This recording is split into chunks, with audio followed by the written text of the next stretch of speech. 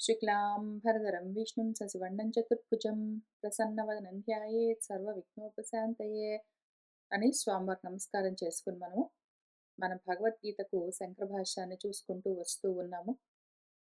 అయితే ఒక విషయం మనము చాలా జాగ్రత్తగా అర్థం చేసుకోవాలి. ఎందుకు అంటే ఇది సరిగ్గా అర్థం అవ్వకపోవడం వల్లే మనకిన్ని అనర్థాలు.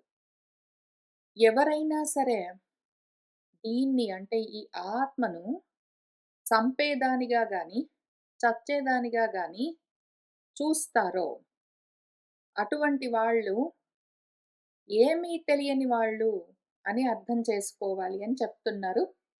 ఇక్కడ చంపడము, చావడము అన్నది ఒక ఎగ్జాంపుల్ లాగా చూపిస్తున్నారు భగవంతుడు.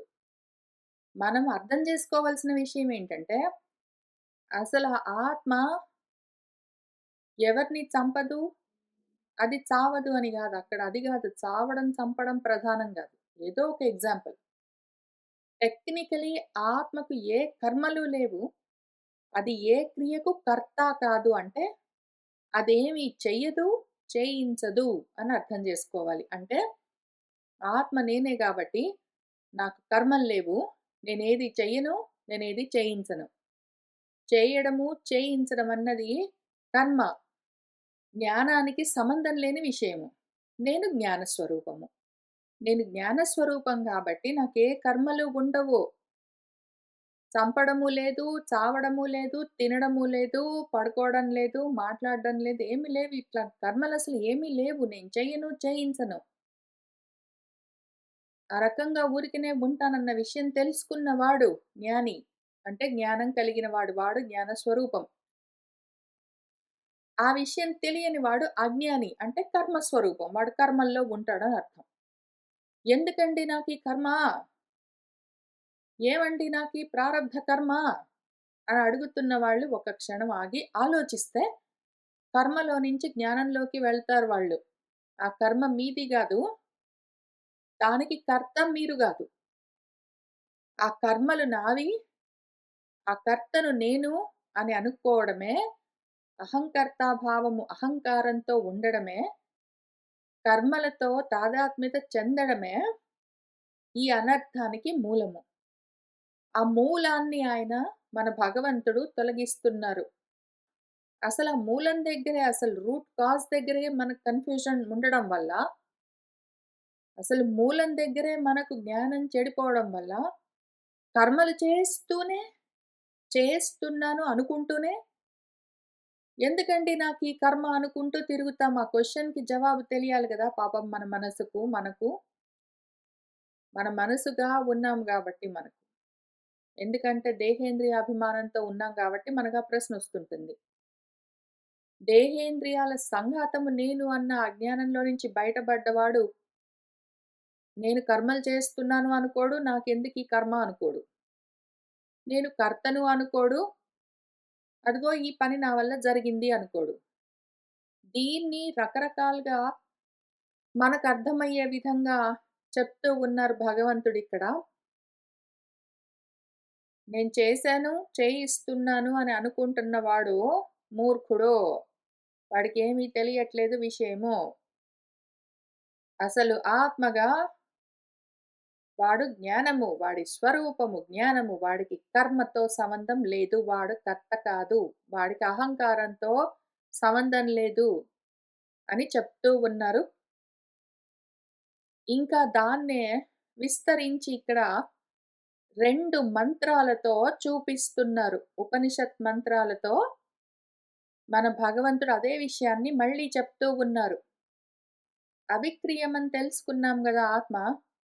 అది కథం ఎట్లా? దానికి వికారాలు లేవు అని ఒకటి, దానికి కర్మలు లేవు అని 2 మంత్రాల్లో చూపిస్తారు.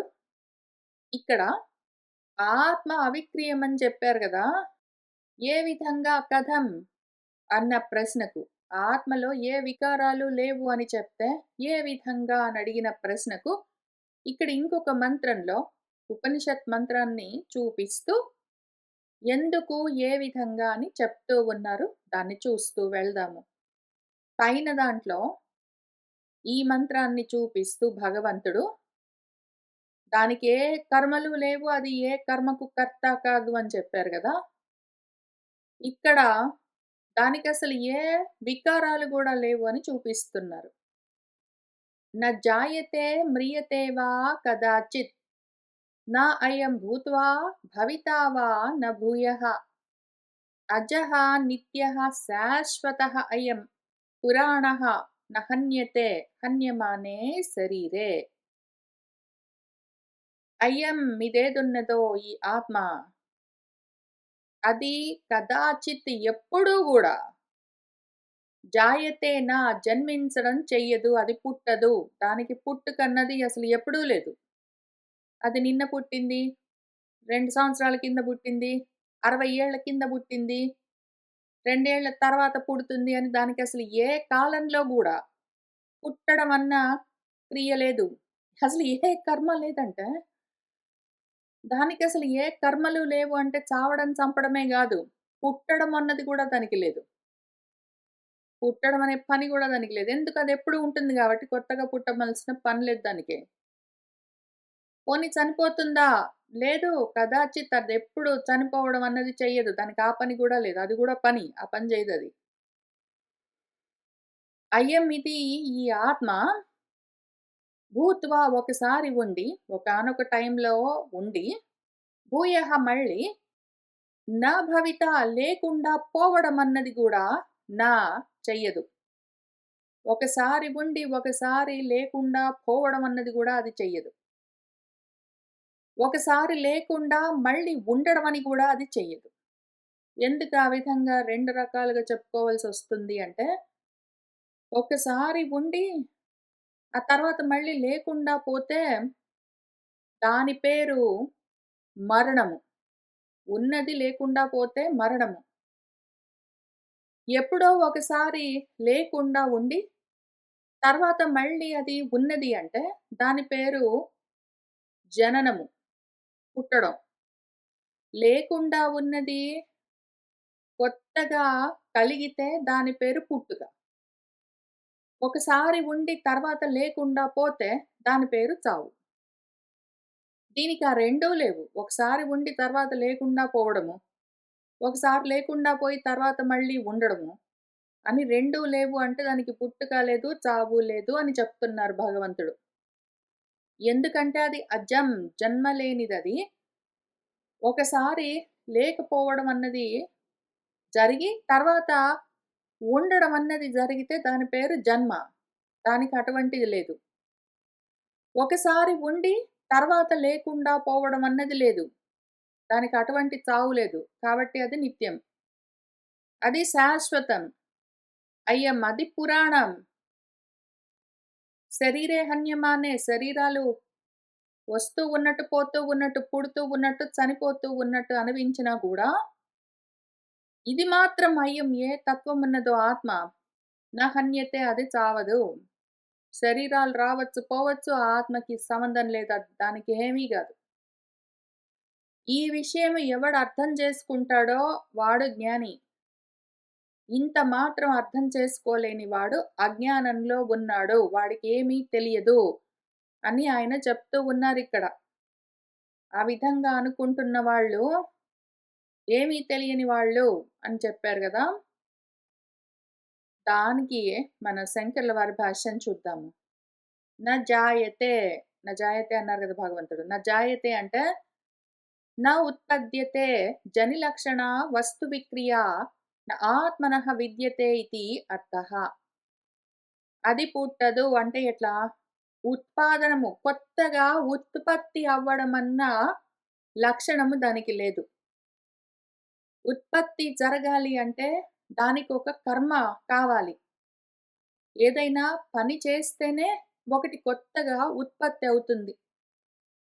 కర్మల వల్ల మనము 4 విధాలుగా వస్తువులని పొందుతాము. ఎట్లా అంటే, ఒక పని చేశాము అంటే దాంతో ఒక వస్తువుని ఉత్పత్తి చేయగలము. కాబట్టి ఉత్పత్తి అని ఒక ఔట్‌పుట్ ఉంటుంది. ప్రొడక్ట్ కొత్తగా తయారు చేయబడడము అని ఒక లక్షణం ఉంటుంది. ఏదైనా ఒక కర్త, ఒక కర్మ, ఒక పని చేశాడంటే ఒక కార్యము దాని ఔట్‌పుట్ ఒకటి ఉత్పత్తి అవుతుంది.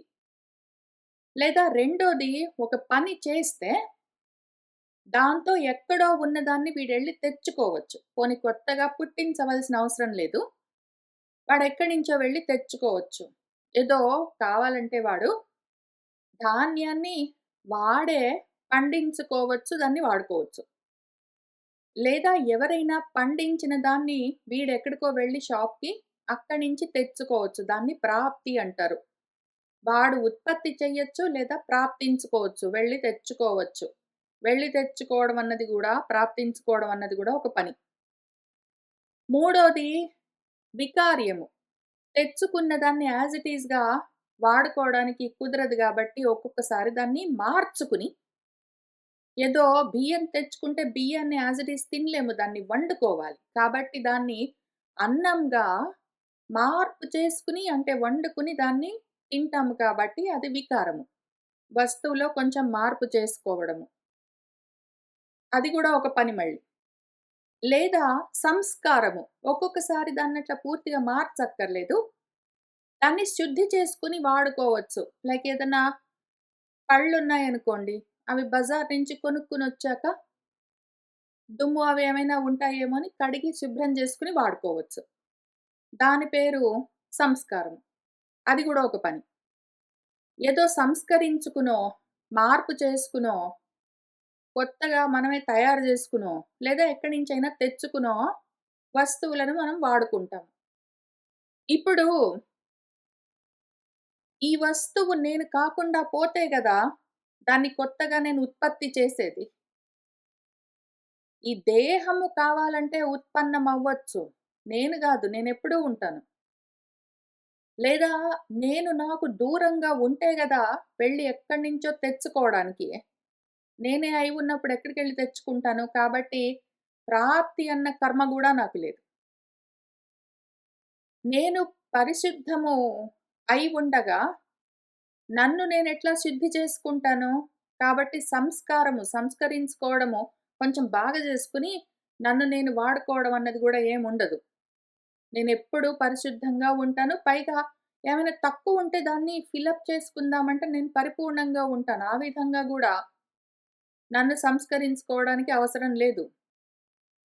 కాక నేనెప్పుడూ ఒకేలాగా ఉంటాను. నన్ను కొంచెం మార్చుకుని వాడుకోవడానికి ఏం అవసరము? నేనెట్లా ఉన్నానో అట్లానే ఉంటాను.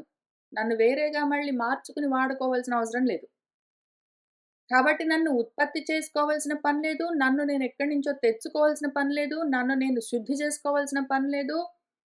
నన్ను నేను పూర్ణం జేసుకోవాల్సిన పని లేదు. నన్ను నేను మార్చుకోవాల్సిన పని లేదు.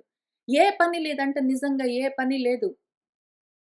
అసలు ఏ కర్మతో నాకు సంబంధం లేదంటే నిజంగా గూడా అసలు జనరల్‌గా అన్నం తిన్నాను, పడుకున్నాను, వాడిని చంపాను, వీడిని కొట్టాను, వాడిని తిట్టాను, వాడికి చదువు చెప్పాను, వీడిని ముద్దాడాను, వాడిని ఎత్తుకొని తిప్పాను అన్న కర్మలు ఏవీ లేకపోవడం ఒకటే గాదు. పుట్టడము, పోవడము అన్న కర్మలతో సహా నన్ను నేను పొందడము, నన్ను నేను పూర్ణం చేసుకోవడం అన్న కర్మలతో సహా అసలు ఏ కర్మతో నాకు సంబంధం లేదు. నేను పరిపూర్ణమైన అఖండ జ్ఞాన స్వరూపము. కాబట్టి ఉత్పద్యతేన కొత్తగా ఉత్పత్తి చేసుకునే పని గూడా లేదు. ఉత్పాదనము అంటే జన్మ లక్షణమైన వస్తు వికారము.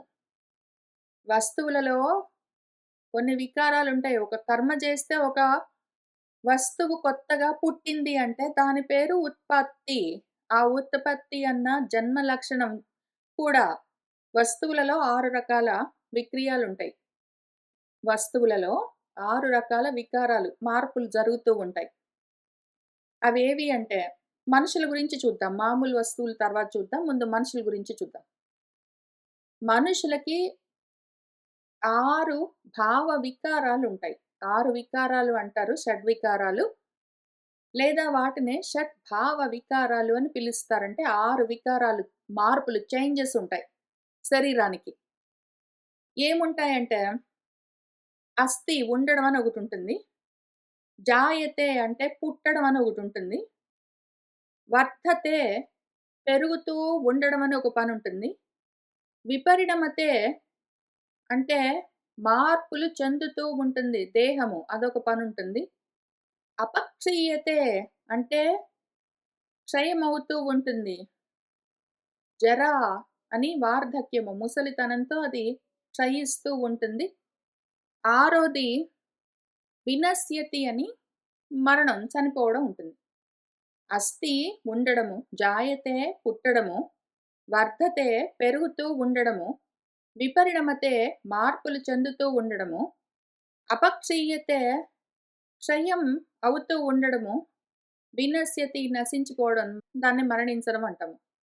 ఇటువంటి 6 రకాల వస్తు విక్రియలు, 6 రకాల భావ వికారాలు మన ఆత్మ అన్న వస్తువుకు లేవు. కాబట్టి ఆత్మనః ఇవేవి ఇటువంటి వస్తు విక్రియాః న విద్యతే, కనిపించవు, ఉండవు. కాబట్టి దానికి జన్మ లేదు, దానికి ఇంకేమీ లేవు. తథా అట్లానే న మ్రియతే వా, వా అని ఎందుకన్నారంటే చ కూడా అని చెప్పుకోవాలిక్కడ. దానికి మరణం కూడా లేదు. ఎట్లా? న మ్రియతే చ ఇతి అంత్యా వినాశ లక్షణ విక్రియా ప్రతిషిధ్యతే. మరణము అంటే ఈ వినాశ లక్షణంతో కూడి ఉన్న చివరి భావ వికారము. అస్థి అనేది చెప్పుకున్నాము. అది మొదటి భావ వికారము ఆ దేహాల్లో, శరీరాలకు ఉండేది. చివరిది వినశ్యతి అని చెప్పుకున్నాం కదా! నశించిపోతుంది. అంటే ఇంక చనిపోతుంది అని, మరణిస్తుంది అని. దాని పేరు చివరి అంతమైన వినాశ లక్షణంతో కూడి ఉన్న వస్తు వికారము.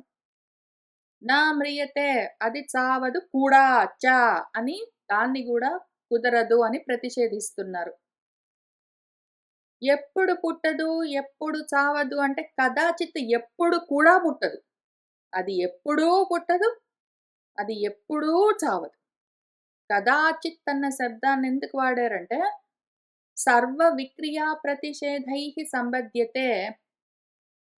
అన్ని వికారాలను ఎప్పుడైనా సరే అది చెయ్యదు అని చెప్పడం కోసం.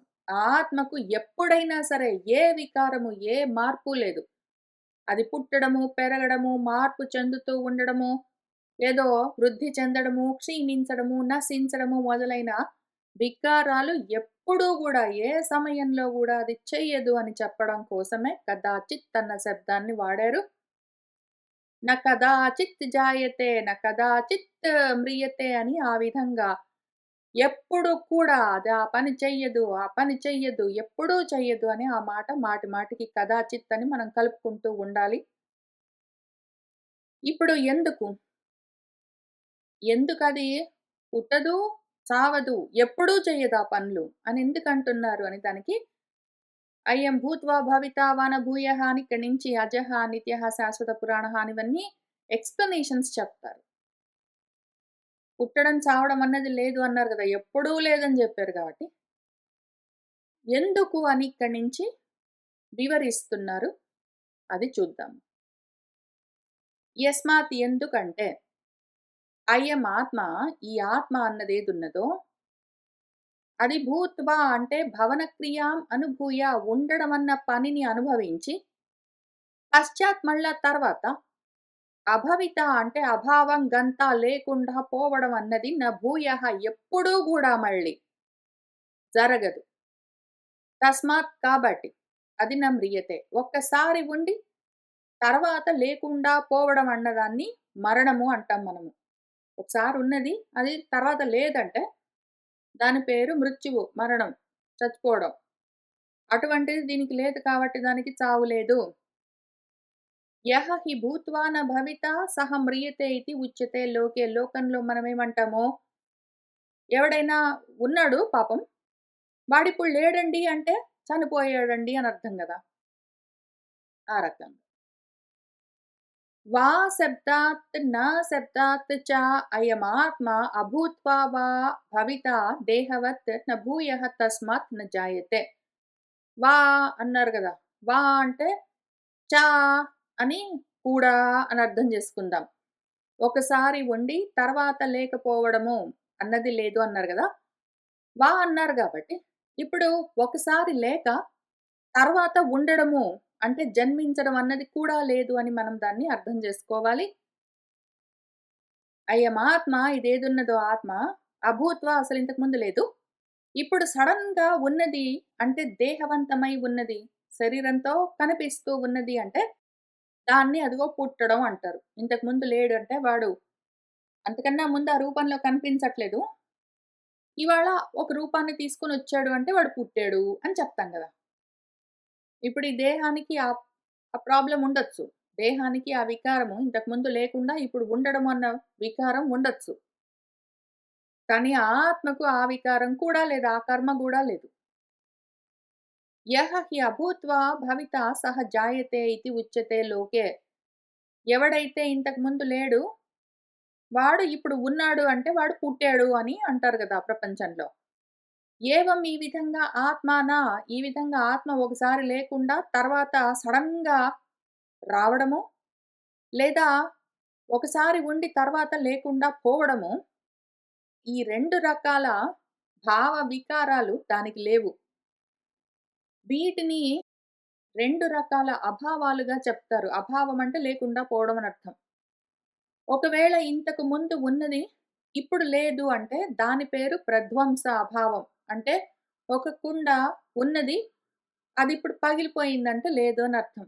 దాని పేరు ధ్వంసం అయిపోయిన తర్వాత ఇంక లేదు. ఇంతకుముందు ఉండేది, ఇప్పుడు లేదు అని చెప్తే దాని పేరు ప్రధ్వంస అభావం. లేదా ఇంతకుముందు కుండ లేదు ఊరికే మట్టి ఉండేది. ఇప్పుడు ఆ మట్టితోటి నేను ఒక కుండ తయారు చేసుకున్నాను, ఉత్పత్తి చేశాను అంటే, లేదా ఒక కుండని మా ఇంట్లో కుండ లేదు. నేను ఎక్కడికో వెళ్లి ప్రాప్తించుకున్నాను, వెళ్లి తెచ్చుకున్నాను అంటే, అప్పుడది కుండ ఇంతకు ముందు లేదు, ఇప్పుడు ఉన్నది అని అర్థం గదా! ఇంతకు ముందు లేనిది ఇప్పుడు ఉన్నది అంటే, దాని పేరు ప్రాక్ అభావం. ఇంతకు ముందు ఉండేది గాదు అని అర్థం. ఈ విధంగా ఇంతకు ముందు లేక ఇప్పుడు సడెన్‌గా పుట్టే పద్ధతి లేదు దీనికి. ఆ కర్మ లేదు. ఇప్పుడు ఉండి తర్వాత లేకుండా పోవడం అన్నది లేదు. అది ఇంతకు ముందున్నది, ఇప్పుడున్నది, రేపుంటుంది, ఎప్పుడూ ఉంటుంది. కాబట్టి దానికి జన్మ లేదు, దానికి మరణము లేదు. ఒక్కసారి లేకుండా మళ్ళీ ఇప్పుడు ఉంటే జన్మించడం. అటువంటి జన్మ దీనికి లేదు. ఇప్పుడు ఉండి తర్వాత లేకుండా పోతే అది మరణించడం. అటువంటి మరణం దానికి లేదు. యస్మాత్ ఏవం ఇదిగో విషయం ఇట్లా ఉంటే, ఒకసారి లేకుండా మళ్ళీ ఇప్పుడు కొత్తగా కల్పించబడ్డది అంటే జన్మ. దీనికి ఇటువంటిది లేదు గాబట్టి తస్మాత్ ఇది అజహ, దానికి జన్మ లేదు. నా జ అనర్థం. యస్మాత్ ఏదైతే ఇంతకుముందు ఉండేది గానీ ఇప్పుడు లేదు అంటే మరణించడం. అటువంటిది దానికి నా లేదు కాబట్టి తస్మాత్ అది నిత్యము. ఎప్పుడూ ఉంటుంది కూడా అని మనం అర్థం జేసుకోవాలి. యద్యపి ఆది అంతయోః విక్రియయోః ప్రతిషేధే సర్వాः విక్రియాः ప్రతిషిద్ధాः భవంతి. తథాపి మధ్యభావినీనాం విక్రియాణాం స్వశబ్దేః ఏవ ప్రతిషేధः కర్తవ్యः ఇతి అనుక్తానామపి యవ్వనాది సమస్త విక్రియాణాం ప్రతిషేధः యథా స్యాత్ ఇతి ఆహ శాశ్వతః ఇత్యాదినా. ఏదైతే ఆది అంటే పుట్టడము, అంతము అంటే మరణించడము అన్న వికారాలు లేవు అని ప్రతిషేధించారు గదా! కొట్టేశారు గదా! ఆత్మకి 2 లేవు అని. అక్కడికే ఆగడానికి వీల్లేదు. మధ్యలో ఇంకా కొన్ని ఉన్నాయని మనం లెక్క చూసుకున్నాం గదా! ఒక 6 ఉన్నాయి షడ్భావ వికారాలని. 2 లేవు అంటే మిగిలిన 4 మళ్ళీ? ఆ 4 కూడా లేవని చెప్పాలి గదా! మరి భగవంతుడు. ఎందుకు అంటే ఈ 2 లేవంటే పోతే పోయాయి, మధ్యలో 4 ఉన్నాయా అని ప్రశ్న రాగూడదు మళ్ళీ. అసలే చెప్తున్నది మందాధికారులకు. అంతంత మాత్రం మందంగా జ్ఞానానికి అధికారంతో ఉన్నారు. వాళ్ళకి కొంత కొంతగానే విషయం అర్థమవుతుందన్నప్పుడు, అటువంటి వాళ్ళకు పూర్తిగా చెప్పాలి గాబట్టి భగవంతుడు, 2 చెప్పి వదిలిపెడితే కుదరదు. మిగిలినవన్నీ చెప్పాలి. సర్వ విక్రియాలు, సర్వ వికారాలు ప్రతిషేధించవలసి ఉంటుంది. అట్లా ప్రతిషిద్ధాః భవంతి. అసలు టెక్నికలీ ఆది లేదు, అంతు లేదు అంటే మధ్యలో వికారాలు గూడా లేవు అని జనరల్‌గా అర్థం చేసుకోవాలి. తథాపి అయినా గూడా మధ్యభావిని నా మధ్యలో ఉన్న భావ వికారాలేవున్నాయో విక్రియాణం, వాటిని కూడా వాటి శబ్దాలతో ఎట్లా మళ్ళీ అదే విషయము. అస్తి, జాయతే, వర్ధతే, విపరిణమతే, అపక్షీయతే, వినశ్యతి అని అన్నీ ఉన్నాయి గదా! ఆయా పేర్లతో స్పెసిఫిక్‌గా ఒకవేళ ఆయన చెప్పాలని అనుకుంటే, ఏ విధంగా చెప్తారు? ఈ విధంగా. చెప్పాలన్నది కర్తవ్యం మరి. గురువుగా ఆయన అన్నీ చెప్పాలి. ఆయా శబ్దాలతో వాటి శబ్దాలతో వాటిని మళ్ళీ స్పెసిఫిక్‌గా దేనికి దానికి వాటిని ప్రతిషేధం అవి కూడా లేదు, అది కూడా లేదు, అది కూడా లేదు, అది కూడా లేదని చెప్పడము కర్తవ్యం కాబట్టి, అనుక్తానామపి ఆ పేర్లు బెట్టి చెప్పకపోయినా గూడా యవ్వనము, వార్ధక్యము మొదలైన సమస్త వికారాలను ప్రతిషేధించడం చెయ్యాలి కాబట్టి, యథా స్యాత్ ఏ విధంగా కలుగుతాయి అటువంటి ప్రతిషేధాలు అని ఇతి ఆహా ఈ విధంగా చెప్తున్నారు. ఆయన చాలా ఆలోచించి శాశ్వతః మొదలైన పదాలతో ఏవి ఇక్కడ రెండే చెప్పారు. జాయతే, మ్రియతే అన్నారు. అంటే అదిగో పుట్టడం, పోవడం. మధ్యలో ఇంకా చాలా ఉన్నాయి గదా! వృద్ధి చెందడము, క్షీణించడము, మార్పులు చెందడము, ఉండడము మొదలైనవన్నీ ఏవేవి ఉన్నాయో వాటిని అజం అంటే జన్మ లేదు, నిత్యం అంటే మరణము లేదని చూపించిన తర్వాత శాశ్వతం, పురాణం వాటితో మిగిలిన వాటిని గూడా కొట్టేస్తారు. అవి చూద్దాము. ఆయనేమంటున్నారంటే శాశ్వతః ఇతి అపక్షయలక్షణ విక్రియా ప్రతిషిధ్యతే. శాశ్వతః అన్నారు గదా! శాశ్వతంగా ఉంటుంది అంటే ఏమి? అపక్షయము క్షయించడం అన్నది జరా, మృత్యువులని జెప్తారు గదా! జర అంటే వార్ధక్యము.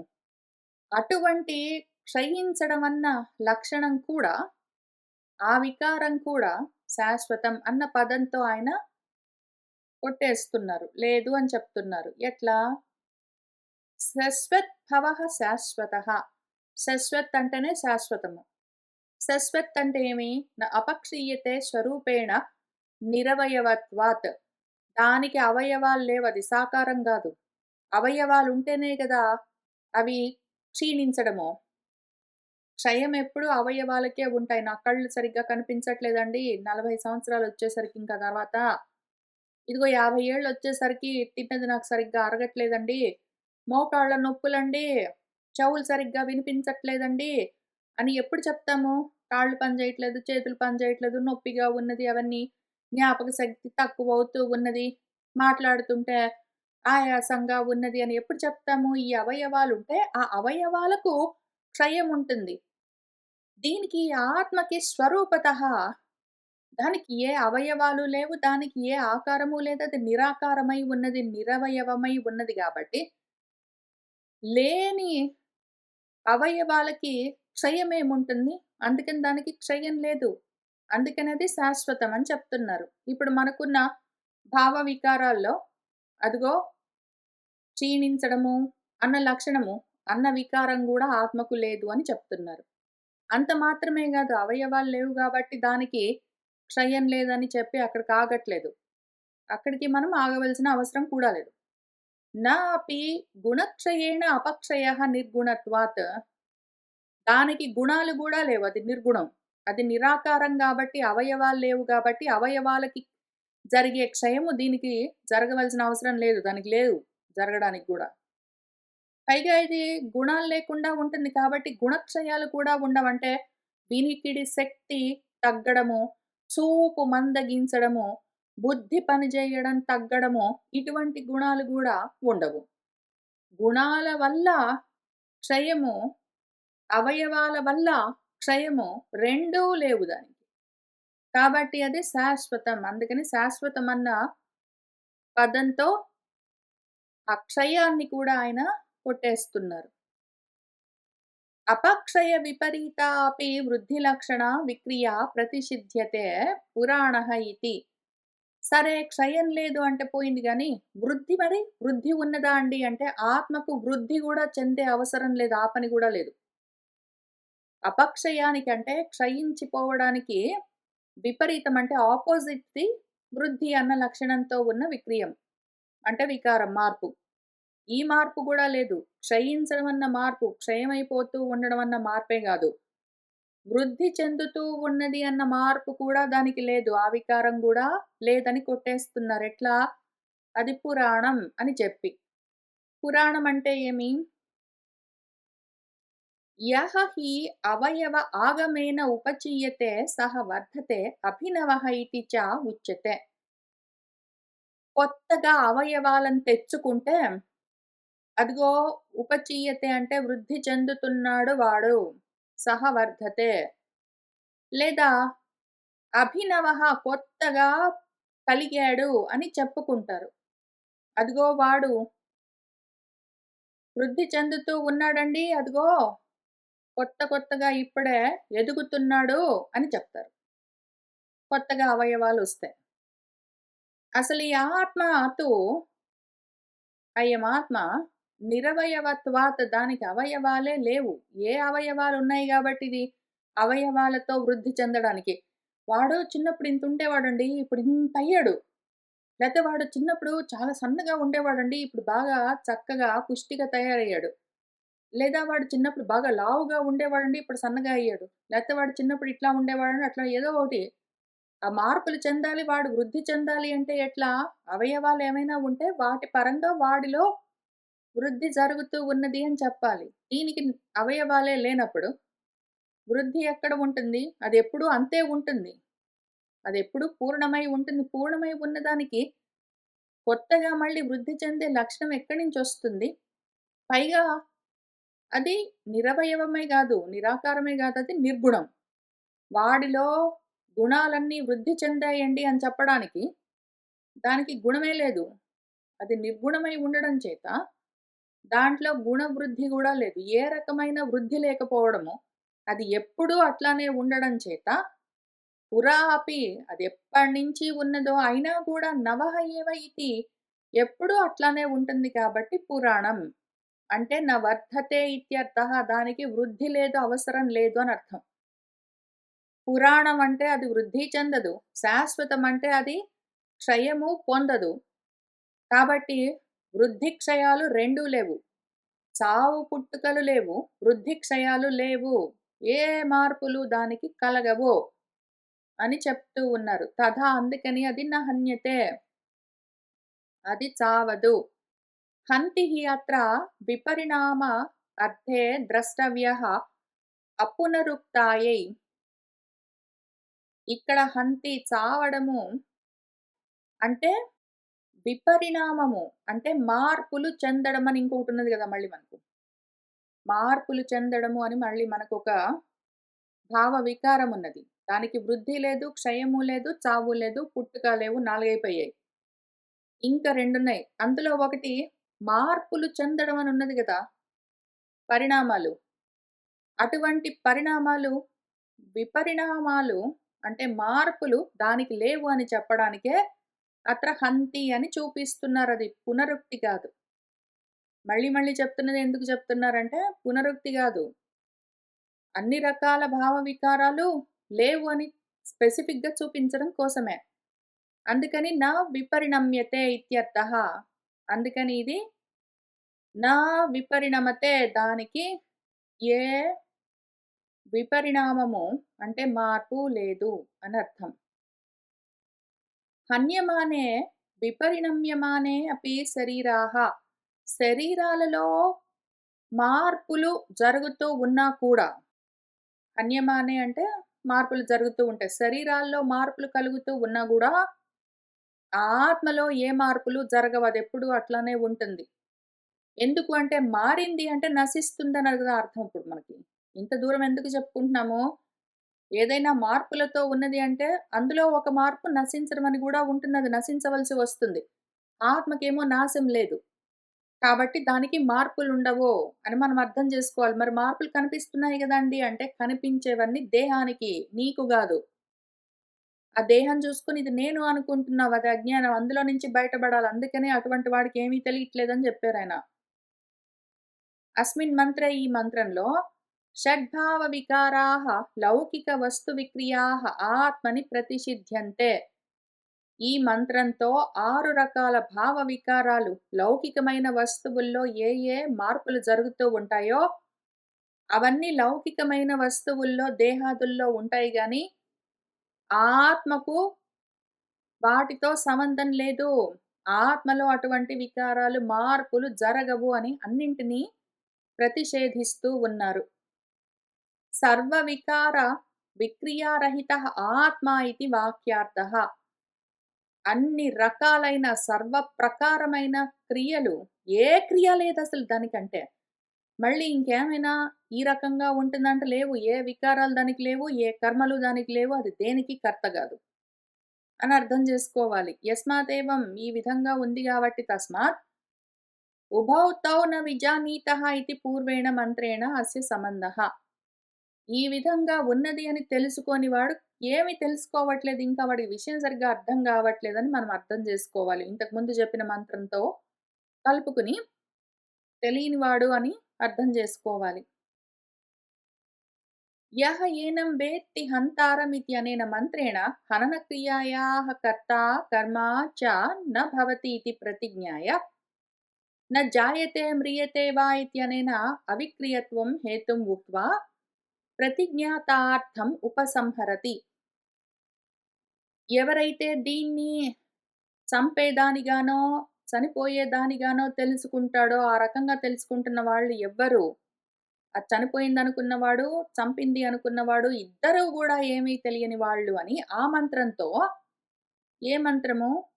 19వ మంత్రంతో హనన క్రియ అంటే చంపడం అన్న క్రియకు ఆత్మ కర్త గాదు, కర్మ గాదు. అది చావదు, అది చంపదు. ఆబ్జెక్ట్ కాదు, సబ్జెక్ట్ కాదు అని చెప్పి కర్త, కర్మ కాకపోతే క్రియ గూడా లేదు అని ఈ మంత్రంతో అంటే 20వ శ్లోకంతో చూపిస్తూ ఉన్నారు.